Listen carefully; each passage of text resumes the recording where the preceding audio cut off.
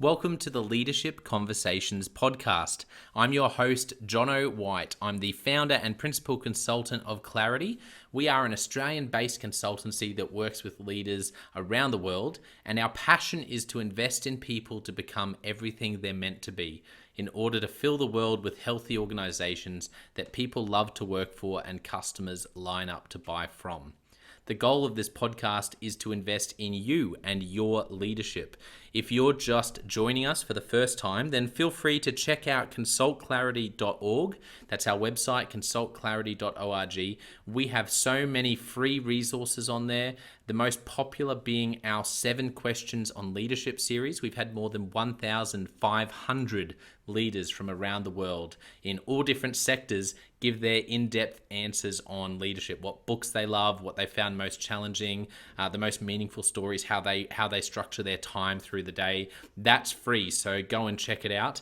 And we'd love to interview you about your leadership. I believe you have advice from your experience, your context, and your life so far that is important and can help other leaders. It's also a great way to give back. It's free to get involved, and you can do so by going to consultclarity.org/7-questions-interest, or just Google consultclarity.org 7 questions interest and fill out the form that pops up. We have a free resource for you on our website. It's called Leadership Survival Guide. It's a 57-page ebook. It has interviews with 10 world-class leaders, and you can go to consultclarity.org. It's right at the top, and get that today. We also have a daily email that we send out to over 15,000 leaders, and that email contains the highlights, our best content from our podcasts, our blog, my book, the books that we're loving that are out there about leadership. It's also the best way to get access to our masterclasses and workshops before anyone else. And there's also exclusive and limited special options just for subscribers. And you can subscribe by going to consultclarity.org/subscribe. Now, my gift to you is to work incredibly hard to provide the best leadership content I can to invest in you and your leadership. So if you're finding our content helpful, if you find this podcast helpful, then your gift to me could be this. If you do find it helpful, then write a review or rate our content and make sure you subscribe or follow. I can't emphasize enough how helpful that is. It really does help us to get the word out there so we can invest in more leaders to become everything they're meant to be. It also means a lot to me personally when people like you and people in our community share our content on social media. So if you do that, then please do look for me, Jonno White, to tag me, and look to tag Clarity on whatever platform you're on. And our team, including me, I'm always looking to see when people have mentioned us so that I can engage with you. And also we look at sharing content. So if you write something about something we've done, there's also a good chance we'll share that with our followers. So if you could do that, that is a massive, massive help as we try to invest in as many leaders as we can around the world. Last of all, you can check out my book about how to deal with difficult people even if you hate conflict. It's called Step Up or Step Out. It's available on Amazon. You can just look up Step Up or Step Out Jonno White, or you can go to store.consultclarity.org/book and check it out there. I have coached leader after leader after leader, and in more than 50% of the sessions, this topic comes up. How do I deal with this person? I'm finding it really difficult, and I just want to find a way that doesn't blow up, to just to have a difficult conversation, to lead them better. How do I do that? There's a 3-step process that I outline in this book that I believe can help you. Okay, let's get into today's episode of the Leadership Conversations podcast. Enjoy.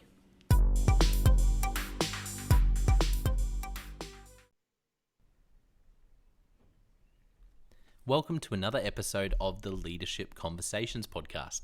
Today's guest is Leon Young. Leon is founder and CEO of Cogniss. Welcome to the podcast, Leon.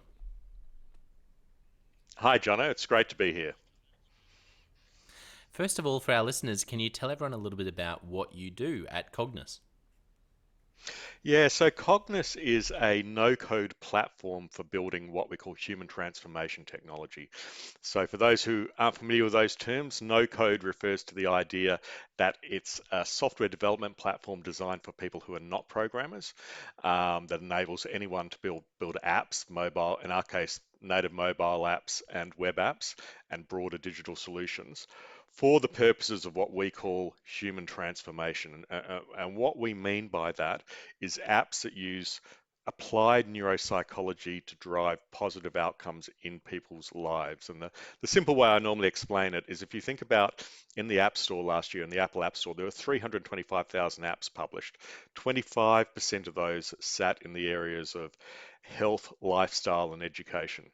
But only a very small percentage of those apps work. And when you think about the apps that are successful, whether it's sort of Headspace for mindfulness or Duolingo for language learning, maybe Noom for weight loss or Peak for brain training, the reason those apps are really successful when so many apps just sink and fail is because the people who have designed those know how to use neuropsychology to get you to do some positive thing that you're interested in, but perhaps aren't motivated sufficiently to do on your own. So they get you to do those behaviors, basically rewire your brain so that those things become part of your life.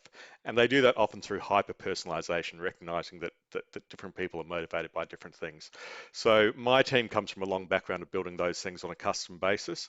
And a few years ago, we started building this no code platform where we were taking all of the design expertise and all of the technical stack and basically putting those two things together. So aim is to create a platform that's as simple as something like Canva is for design, but allows anyone to build a potentially really effective app for health, lifestyle, or education. Yeah, that's a great summary and really exciting product. I can see why you love what you do.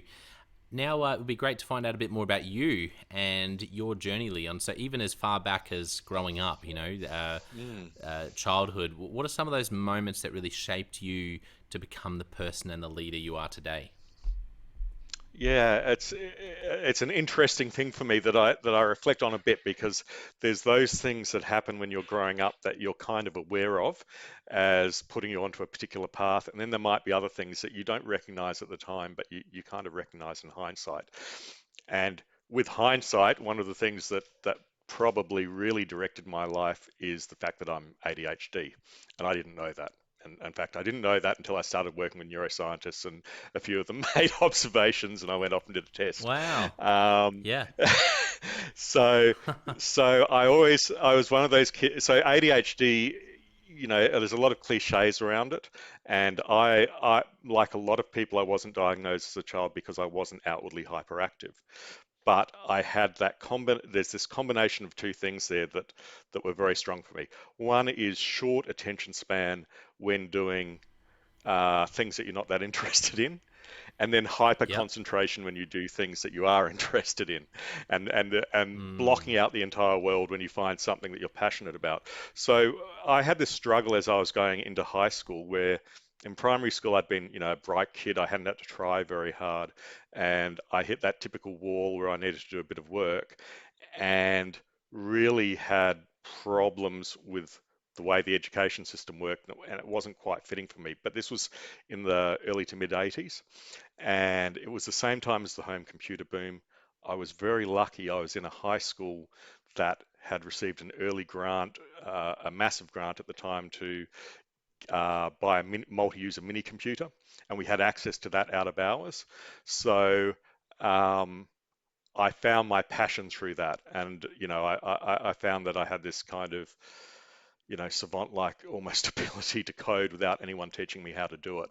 And so that was kind of my Wow. passion, and that's what pulled me into technology. At the same time that I was, you know, struggling with ordinary things at school, I had this thing that I was really, really good at. And so I'm so thankful that I had that because it could have been much more difficult for me if I hadn't had that thing to hang on to. And I also came from a family where everyone had had their own businesses. Both my dad was a small town lawyer, my mum owned the local bookshop. Um, both of my grandfathers and one of my grandmothers had had their own businesses. And I never had a mindset where I thought about getting a job one day. It just didn't occur to me. And so when I was about 14 and I was finding that I was, you know, really enjoying programming and good at it, and I was starting to make lots of games for a popular home computer of the day. I started, as quite a few teenagers did around that time, my own publishing business, and very quickly started publishing games for lots of developers, and that kind of just pushed me onto a path. Um, so in a way, I was never uh, likely to spend a lot of time as an employee in my life. I think if you added it all up, it's been 5 or 5.5 years. I'm 52 now, and the rest of my life I've always been running my own businesses. And I think that was driven partly by the fact of being neuroatypical, probably not fitting into boxes, but also having this ability to see things that I think other people didn't always see, and see what was coming, and be able to jump onto that new and exciting thing. Hmm.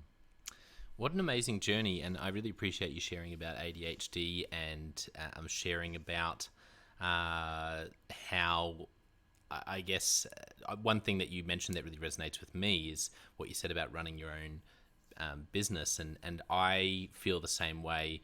That there's something about whenever I've worked for someone else. In hindsight, now that I'm a little bit older than I was then, I look back and I think, you know what, I never quite fit. I feel so comfortable Mm. running my own business, but I look back and I think, oh, for me, it was just something that I guess I never quite fit and felt really at home working for someone else, like I was achieving my full potential. I don't know if that resonates with you. Yeah, yeah, absolutely. And I think when I was in that position, I would just be seeing things that I wanted to do, that Yes. that excited me more than being the part of someone else's machine. Having said that, you know, spending time in other people's businesses uh, is really, really valuable. A lot of the challenges that I had coming straight out of high school, at that point, I was running a PC importing business, importing computers from Asia. There Hmm. was no, this was all pre-internet. There was no book or no mentorship or no one around to tell me what I needed to know. So I just learned things the hard way. Mm-hmm. And later on, when I did have chances to work in other people's businesses, I often saw obvious things that I just didn't know about and never thought of. So that there is definite value, I think, for people who want to be entrepreneurs in taking the time to work with other people who are further down that track. But I think the real value is, if I had my time over, is to be really strategic about where you go and work. Pick the places that you think you Yes. can learn the skills that are going to be useful for the thing that you want to do.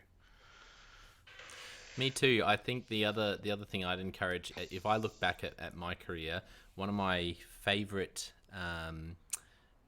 opportunities I had was working with a group that it started in Brisbane, but now is around Australia and New Zealand and expanding to Asia, called the Urban List. And Oh, yeah. the Urban List curates lists of the best places to eat and drink and art, and fantastic business. But I got to work very closely with the entrepreneur and founder, Susanna George, who is an amazing leader. And really, to be honest, I stumbled into that. But in Mm, hindsight, that was one of the highlights for me so far, particularly working for someone else, because I just got to see how I think more than anything it was learning how she thought. And I always felt every day, one of the things that really struck me about her is I would spend an hour with her and I'd walk out and then I'd look at the next person going in to spend time with her about another part of the business, and I'd think, how does she do that all day? She was so, mm, I always felt like she was always a step ahead of me, as like, and challenging me. And I just found, for that, as an entrepreneur, that really challenged me. And so I would agree, if you can find the right skill set that you can grow, but also the right leader, if there's someone that you can get mm, and work closely with who's a great leader or thinks very differently, that can be mm. so powerful.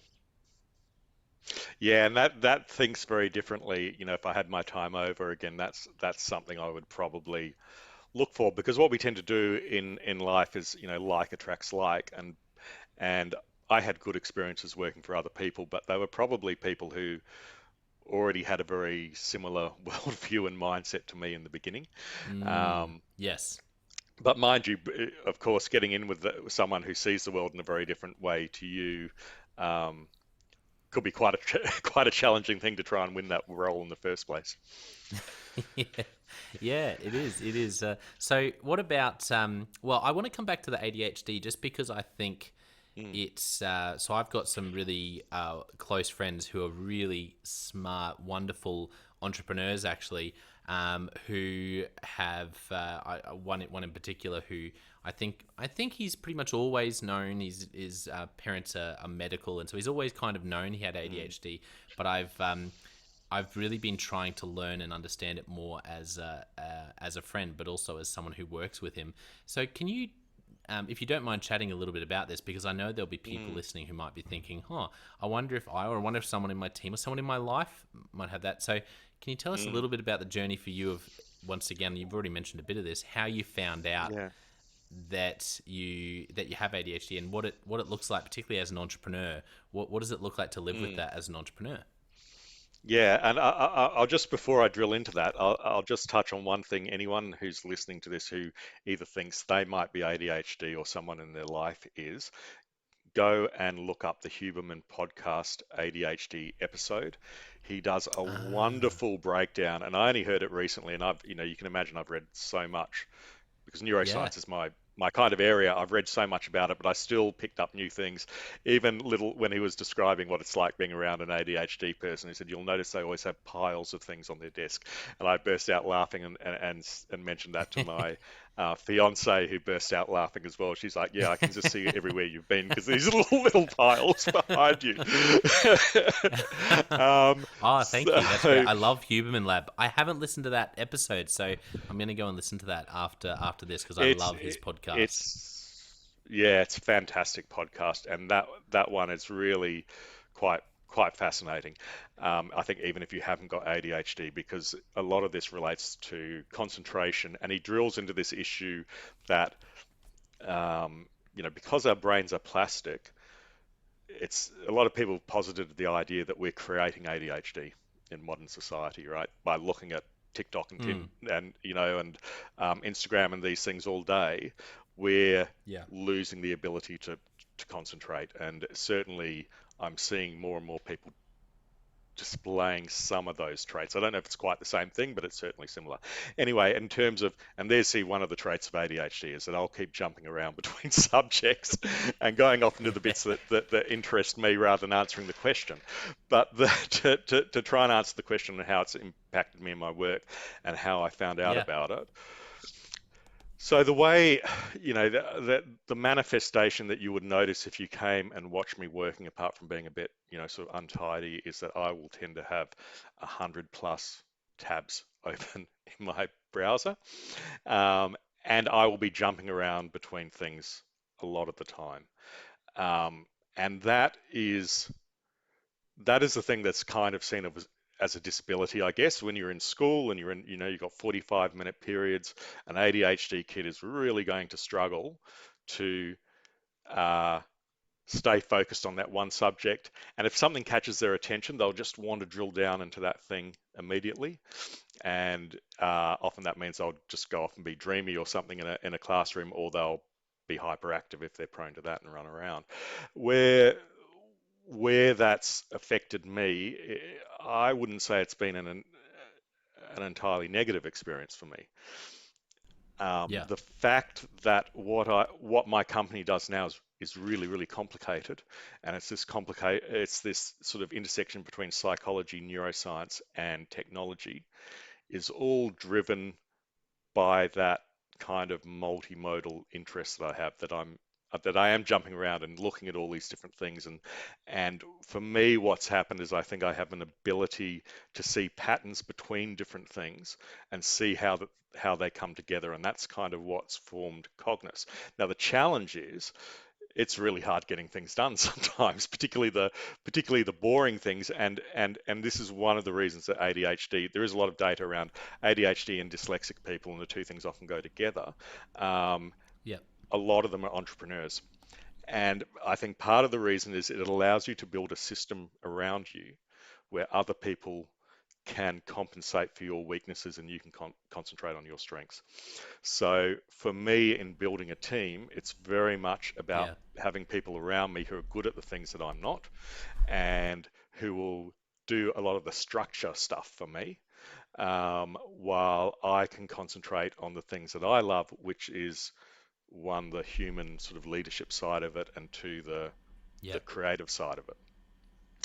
You still have to find a way to get a bit of discipline in your life, and I'm, I guess, constantly trying new ways to get better at that. And you kind of learn workarounds, as I think all neuroatypical people end up with these kind of Yes. ways of fitting in and finding things that work for them. The reason that no one picked it up with me when I was younger, and the reason that for many, many ADHD people, particularly ADHD women, it's not picked up is because they don't display the hyperactive side of um, the thing. And because it's called ADHD now, Mm. we all kind of assume that, oh, you've got to be that kid who can't sit still in class or is running around all the time.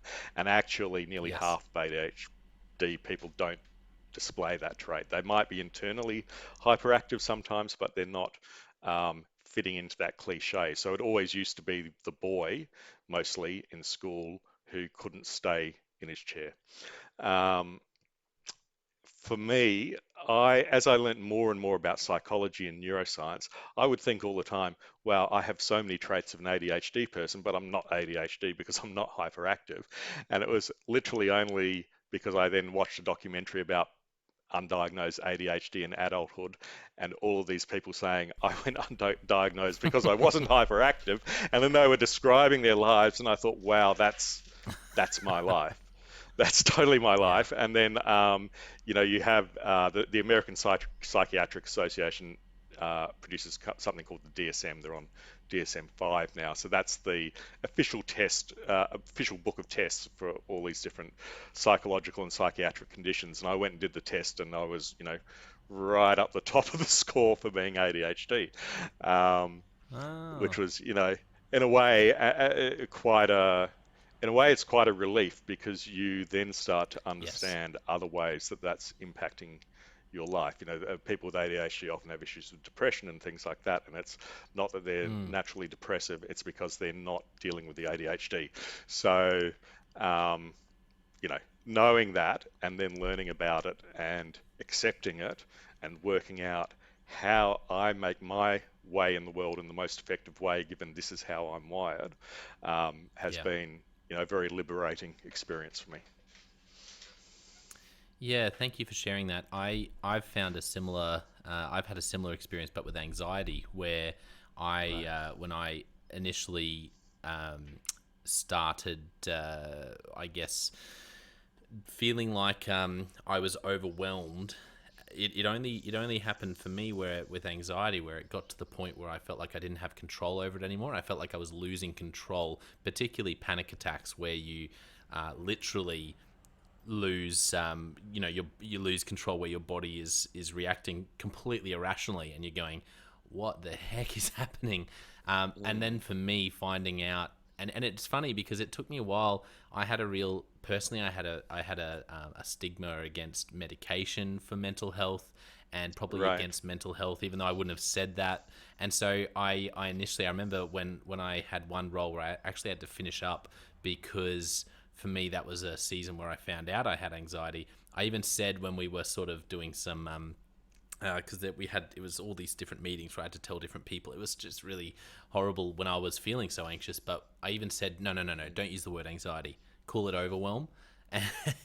And it wasn't until Right. probably 18 months after that where I finally came to terms with that. But for me, it was such a relief, because, like you said, it was like I went, okay, so it's not. I guess it's not normal to have my mind racing all the time like this. That was the big thing for me with anxiety, and Mm, medication's been the biggest help for me, because it actually, serotonin, the calm chemical, that has been, now I'm used to it. But I remember when I first actually started experiencing more normal levels of serotonin, and I was just like, oh, it's actually, I feel calm.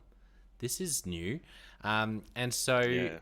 yeah, it's amazing how much of a relief that diagnosis can be, even though it can be a bit of a journey. Absolutely. And, nearly all of these conditions have a chemical basis. ADHD is essentially dopamine not firing strongly enough across the receptors, which is why the Ah, medications that they give people, and I'm not on medication for the ADHD, but that is basically like mild amphetamine, that makes that firing yes. happen more strongly so that the dopamine makes it to the receptor. And so for ADHD kids, that's why you'll often see they give them amphetamine, they become calmer because their brain is functioning Yes. correctly. But then there's that side effect usually around serotonin levels, and that's why ADHD people tend to either develop anxiety or depression. Certainly, Mm-hmm. when I was younger, I had a couple of depressive episodes, and the second time I felt that coming on, which was, um,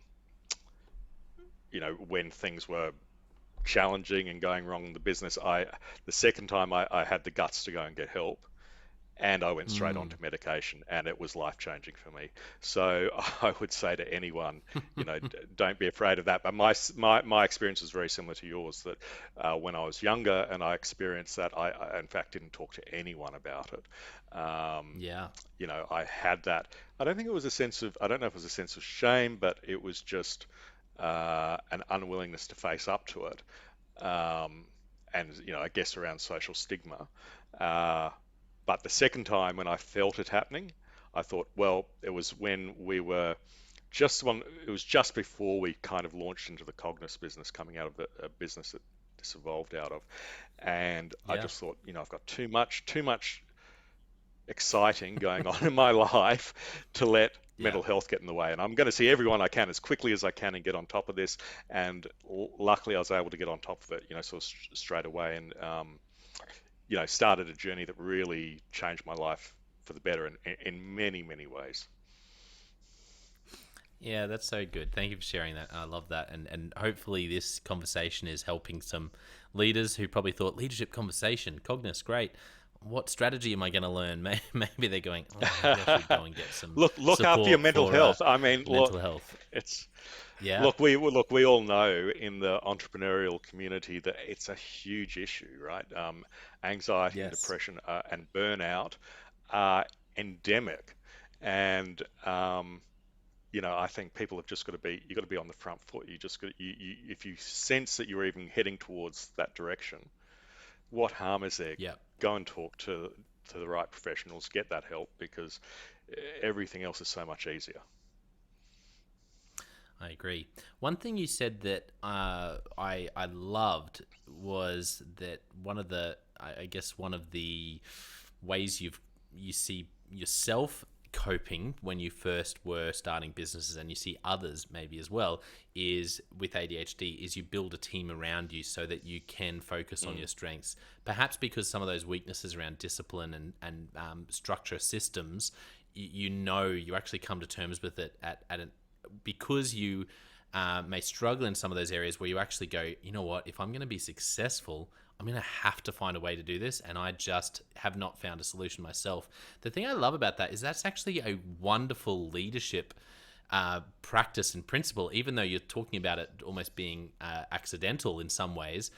mm, So I want to ask you about that because there'll be leaders listening who know they need to let go of more things and need to build a yeah. great team around them and a great system around them.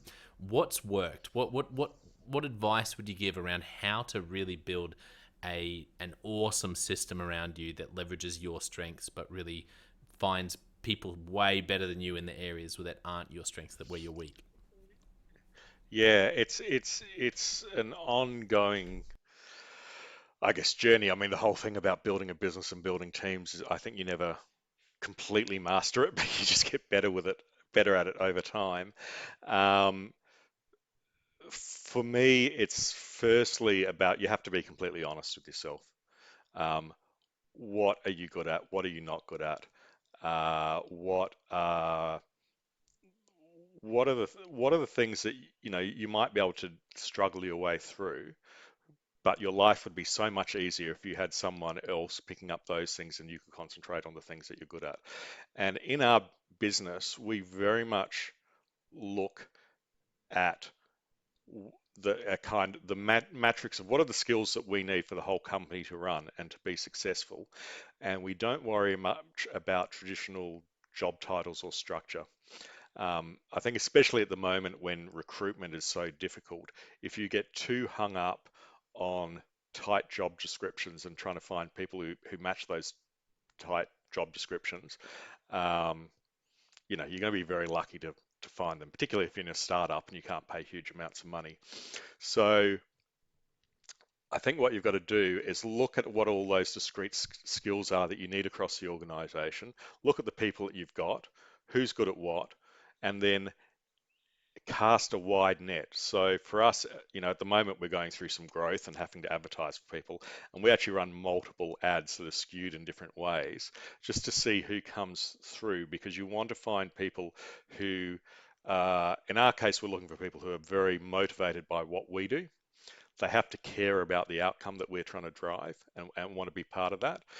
They have to have no ego and be willing to do that, just muck in and do the things that need to be done. But at the same time, you're trying to identify, well, what strengths do these people have that might fill in some of those holes on the matrix?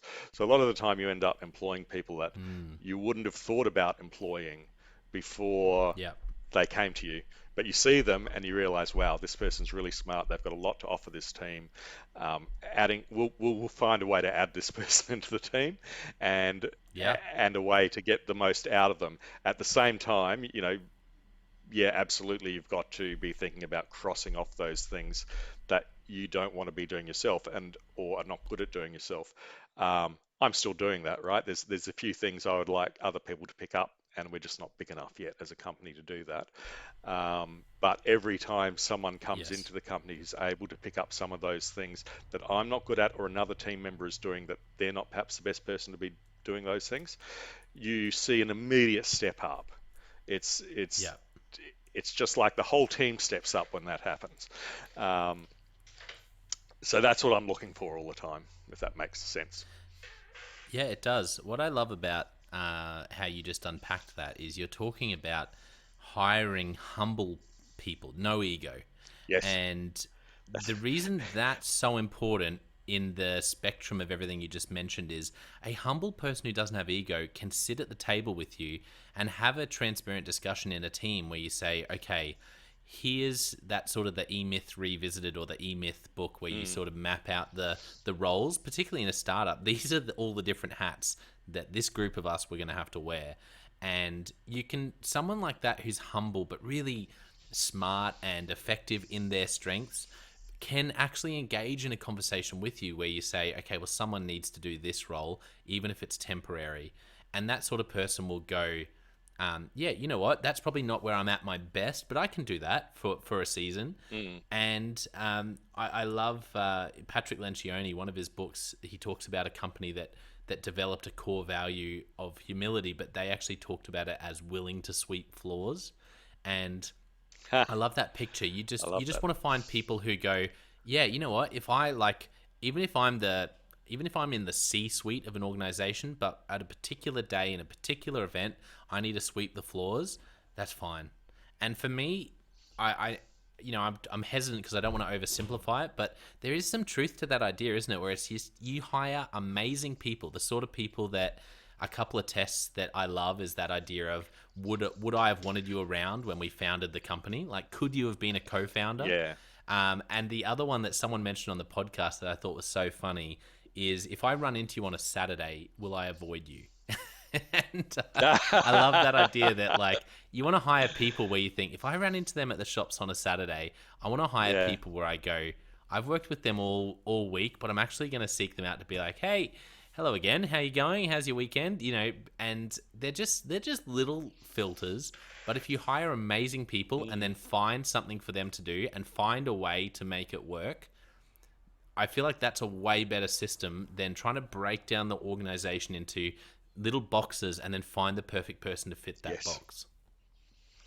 You need very deep pockets to do that, to do the latter way, right? If you're going to find people who are going to be the right people for your company and fit into the box, then you're going to be relying on cash to win those people over. And even if I had the cash, I don't want to be relying on that, because you're not going to build the culture that you want in the organization. Well, depending what the culture, I'm assuming, not the culture I want to have in my organization, I should say. No. It's really interesting that you just used that word humble, because we were doing some values work last week, Mm. and that was the word that we came up with. When we have someone come into the business, and sometimes you'll get, often very bright young people who are high performers, but Yep. suffer from what psychologists call the Dunning-Kruger effect. So this thing that they don't know what they don't know. And so they imagine Mm-hmm. themselves to have a lot higher level of expertise than they actually do. Those people can be really, really dangerous. And Yeah. potentially with the best intentions, they can cause enormous destruction either internally to the culture or externally with your customers. And I've been through that a few times. One time quite recently, because it's a really tough juggling act, that you want to find people who are really smart and driven, but you do want them to bring that humility. And it's so funny, I hadn't heard about that book before, or the sweeping the floors, but I often say to people in job interviews, well, if the toilets are dirty, I go clean the toilets. That's the Yep. truth of the matter, right? I Yep. don't tell someone else to go and do it. If I see something like that needs to be done, just do it. And in a team we're currently a team of 15 people. That's small enough that everyone has to think like that. And people either do or they don't. And if there's been a few times recently going through the employment process where, to step back a bit, we take a long time to hire people, because we really want to understand their values, um, and how they're going to work with the team, not just from our perspective, but from their perspective too. I don't want to talk someone into a job just because they're smart and capable if they're not going to be happy doing what we do and being part of the way that we do it. And in that process, sometimes you meet people who are really smart and who really excite you, and you think, wow, this person could be great on the team.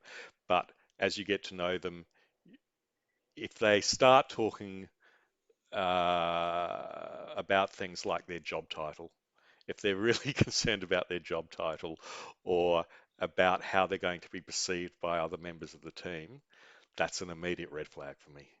Um, and it is about humility, right? And Yeah. it's funny, Yeah. we were talking before about that thing that when you're young, it's a good idea to go and work for other people and learn from them.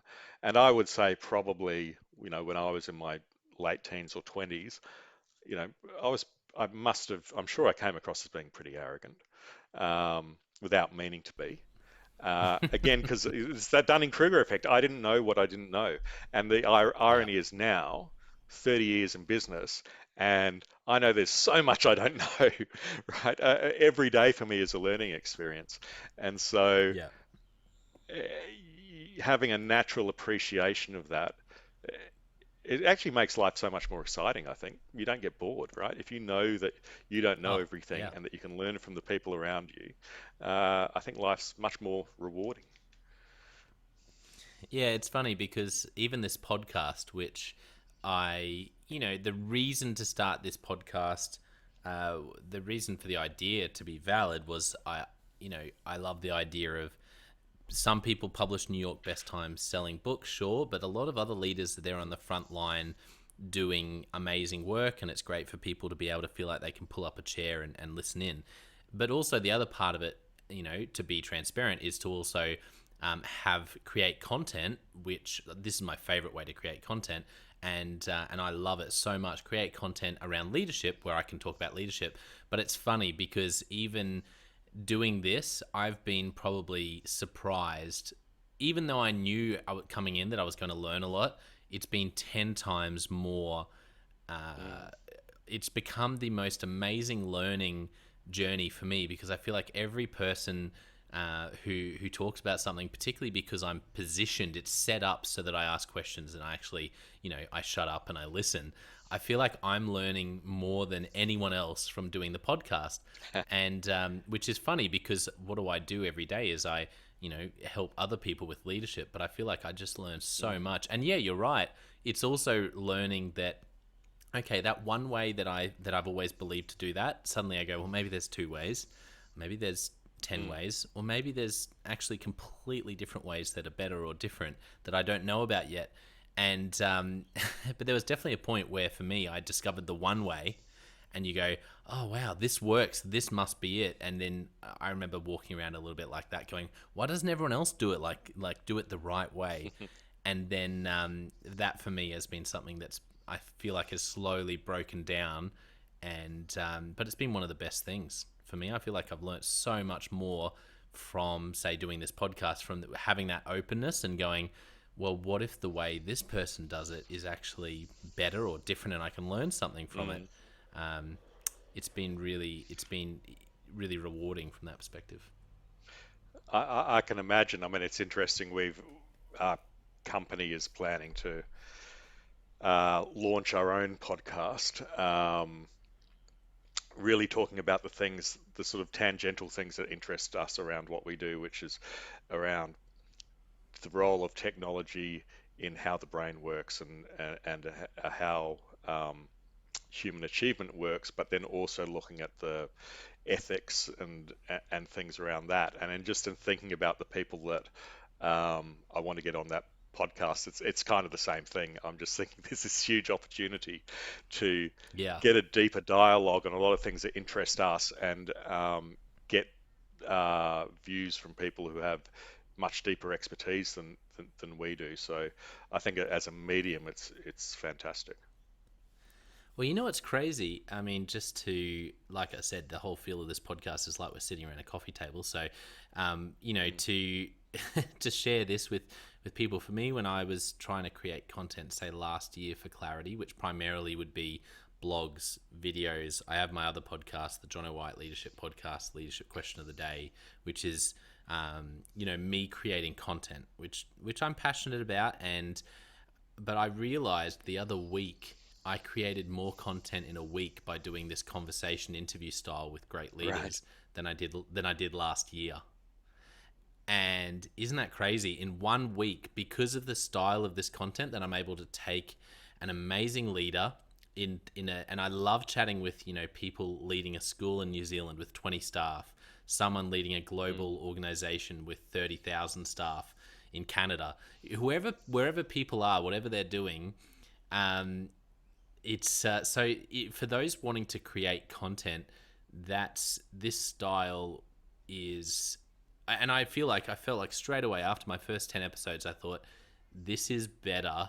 This is the best content I've ever created, which is funny because for me, I'm comparing it with me talking, and I just go, you know what? I like to think that I put a lot of work in, and hopefully it really adds value. But these conversations are even better. It's just the content we get into and the ideas that people come out with, and then being able to really drill down into why they do it is so much easier to create, and I feel like it's way higher value than just, at least just what I do when I'm doing it on my own.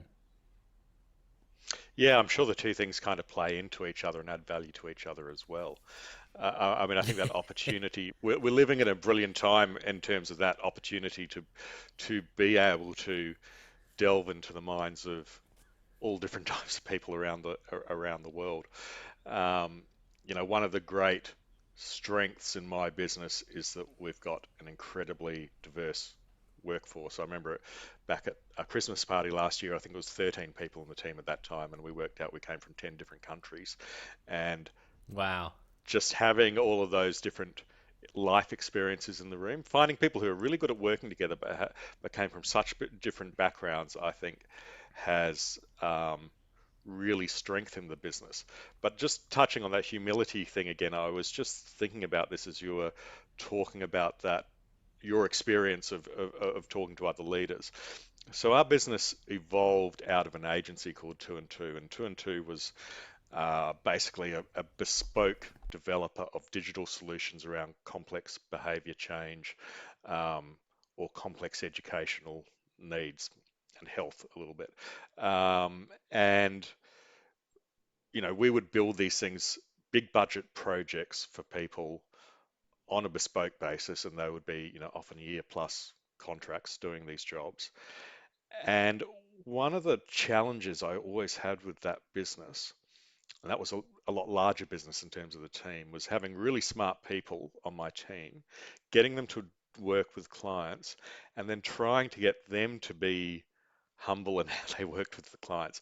And I actually was it was probably my fault, I think, in the early days that we really built a brand that was about being the high end in our space. We were the ultra high performance company. We weren't cheap, but we won more awards around the world for this type of work than anyone else. And we did these, fantastically successful projects.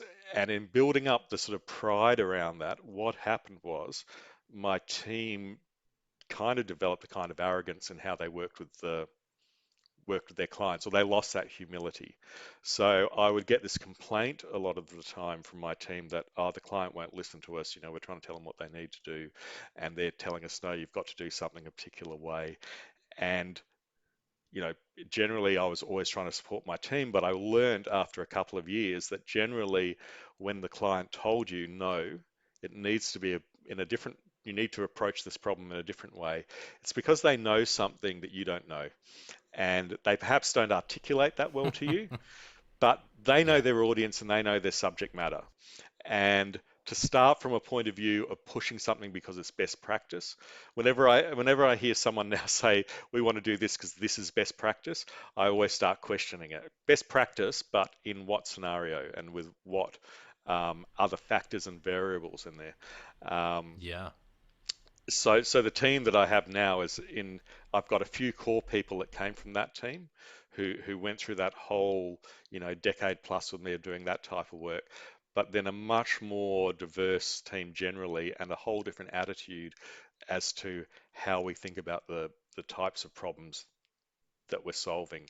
And it is always coming from a place of as much as we know and as good as we believe our Mm. product is, and we believe it's fantastic, there's a whole lot more that we don't know, and we want to learn from our customers as well as the external experts all of the time. Yeah, that's great advice, and I think anyone in any role, even with leading your own people, it's great to think like that and to actually.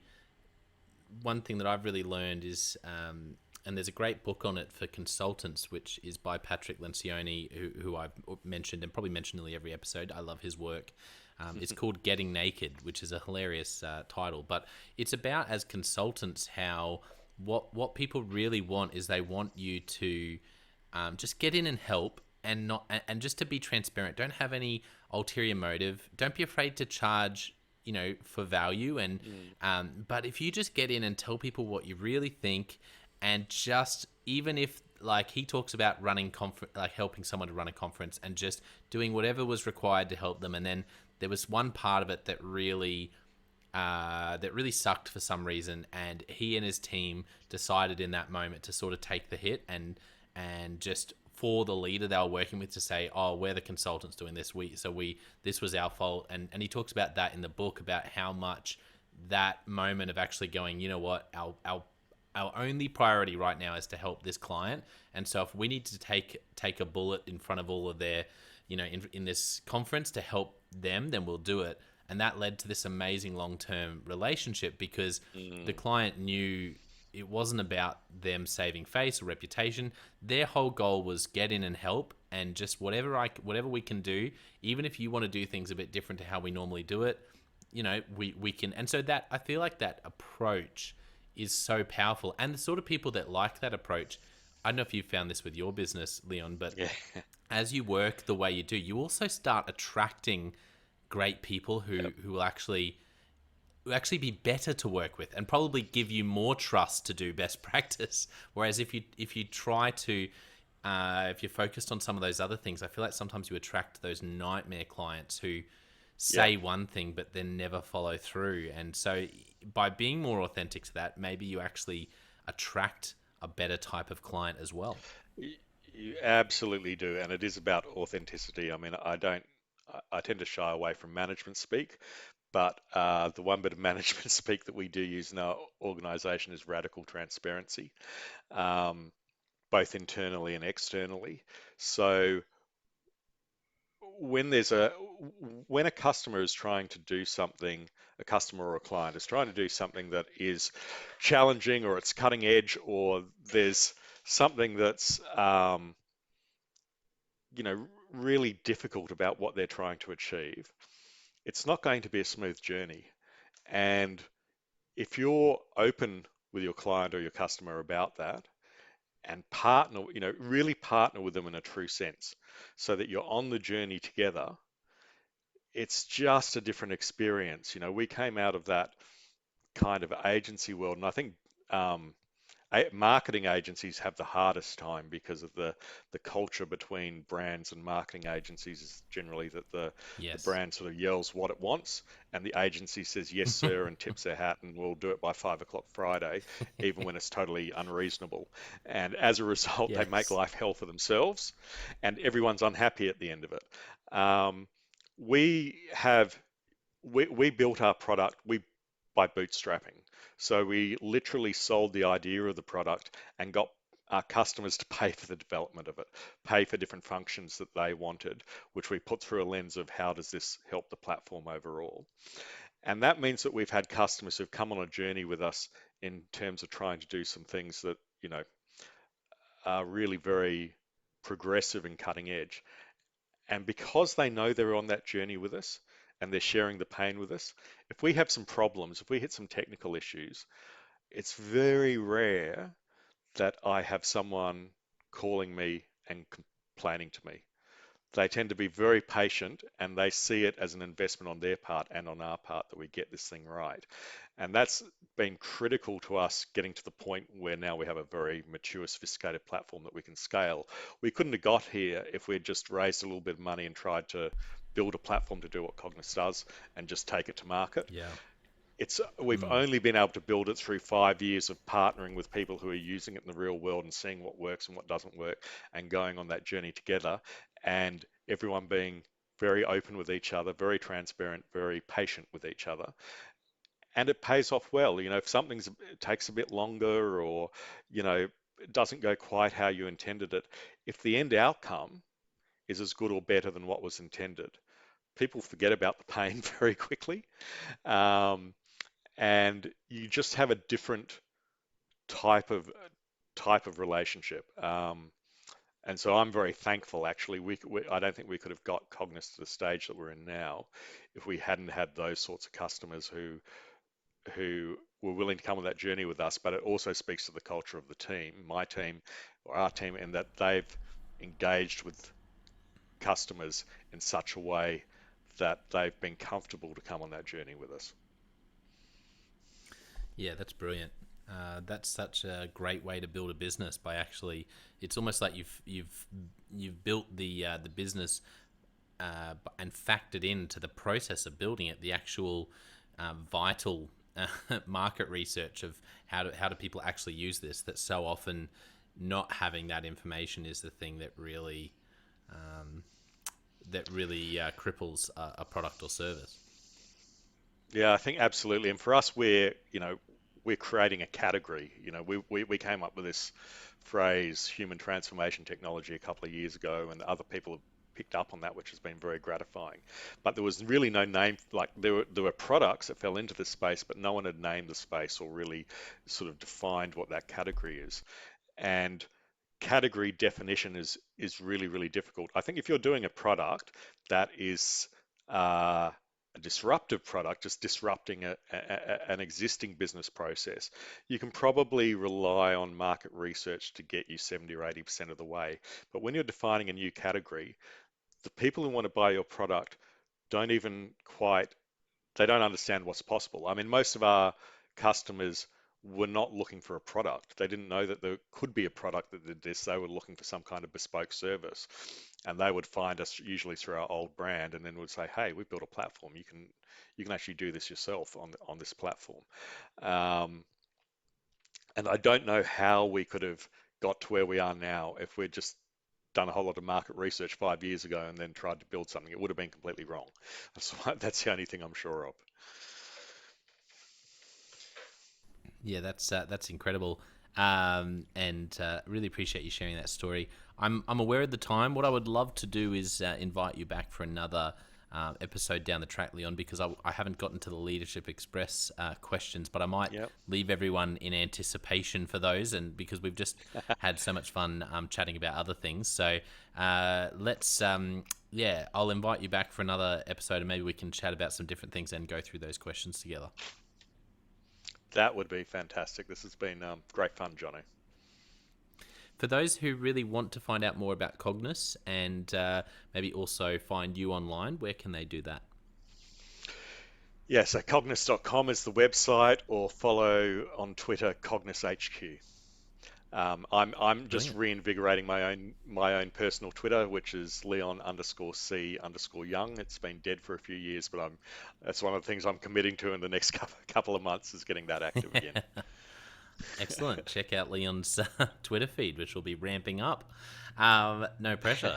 No, that's great. Well, thank you to our listeners. This has been just a wonderful and enjoyable episode. And I've loved the focus on mental health, which I think is so important for leaders and entrepreneurs, managers, executives, and really people. Full stop. It's such an important thing to understand better. For our listeners, don't forget, as I mentioned, I also have the Jonno White Leadership Podcast and the Leadership Question of the Day podcast available for you if you want to find more content to invest in your leadership. But I want to finish today by saying a massive thank you to Leon. Thanks so much again for sharing so vulnerably, for walking the talk around being radically transparent, because you really did that in how you shared today. And I know this will help a lot of people. So thank you so much for coming on and chatting. I hope so. Thank you for the opportunity, Jonno. It was a lot of fun, and I look forward to talking again.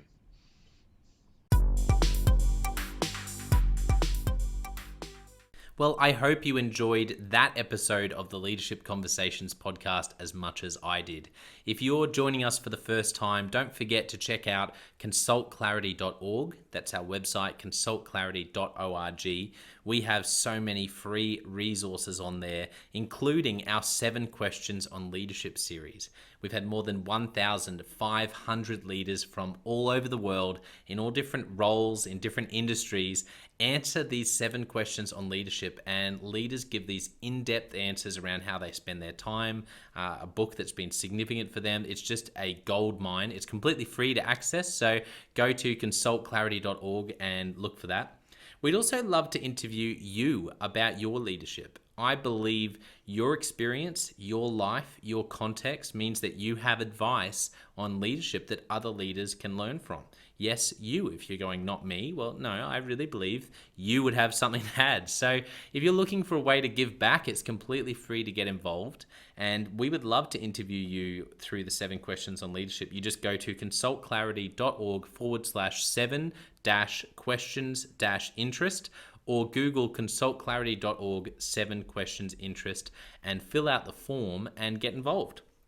We have a free resource on our website called the Leadership Survival Guide. It's a 57-page ebook, 10 world-class leaders giving their thoughts on leadership, and that's completely free. It's available on our homepage, consultclarity.org, right at the top, so make sure you go and get that and download it today.